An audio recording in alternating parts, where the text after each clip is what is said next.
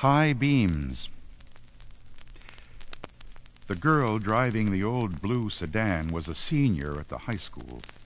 She lived on a farm about 8 miles away and used the car to drive back and forth. She had driven into town that night to see a basketball game. Now she was on her way home.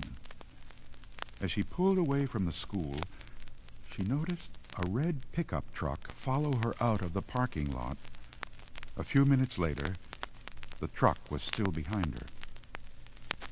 I guess we're going in the same direction, she thought. She began to watch the truck in her mirror. When she changed her speed, the driver in the truck changed his speed. When she passed the car, so did he. Then he turned on his high beams, flooding her car with light. He left them on for almost a minute.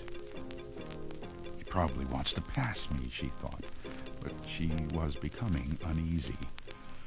Usually she drove home over a back road. Not too many people went that way. But when she turned onto that road, so did the truck. I've got to get away from him, she thought, and she began to drive faster. Then he turned his high beams on again. After a minute, he turned them off. Then he turned them on again and off again. She drove even faster, but the truck driver stayed right behind her. Then he turned his high beams on again. Once more, her car was ablaze with light. What is he doing, she wondered. What does he want? Then he turned them off again. But a minute later, he had them on again, and he left them on.